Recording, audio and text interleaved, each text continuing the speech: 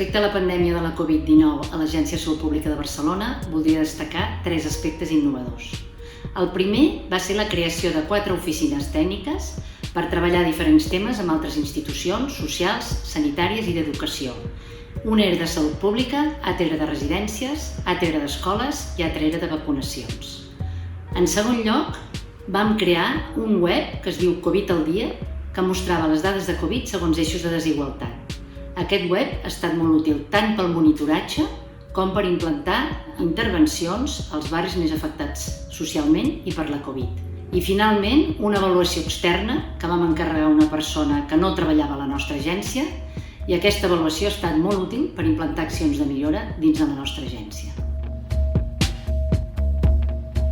Una de les primeres accions coordinades que vam fer va ser anar amb els bombers a les residències a assessorar-los en l'elaboració dels plans de contingència. Llavors, allà vam detectar necessitats urgents que requerien de la coordinació de diferents actors, com ara l'atenció primària, benestar social, etc. I amb tots aquests actors es va crear l'oficina de residències, que encara perdura a dia d'avui. Des del Servei de Salut i Treball vam donar suport als serveis de prevenció de riscos laborals en la seva tasca d'identificar casos i contactes estrets i també de brots entre la població treballadora.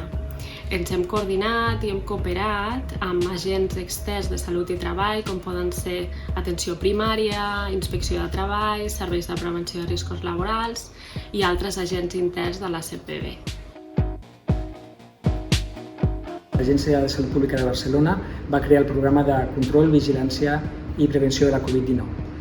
Es va treballar en 3 línies principals, que van ser la multidisciplinarietat, 20 tècnics superiors amb 16 graus, l'autogestió per la creació de circuits i de processos i una especial cura amb les desigualtats en salut i la creació d'indicadors basats en l'evidència. Ens vam coordinar estretament amb els diferents agents del territori i amb la comunitat i durant les diferents etapes vam adaptar les intervencions segons les necessitats identificades i a les mesures Covid i a les escoles també van donar suport al protocol Covid. Des de l'inici de la campanya de vacunació contra la Covid-19 a Barcelona es va realitzar un seguiment de les cobertures vacunals segons barri, sexe i nacionalitat. Això ens va permetre detectar desigualtats tant en l'accés a la vacunació com diferències entre barris. Es va decidir realitzar 2 intervencions, una, punts de suport a la cita i jornades de vacunació als barris. Finalment, assenyalar que la pandèmia ha mostrat la importància de la salut pública i també la necessitat de reforçar i millorar aquests serveis.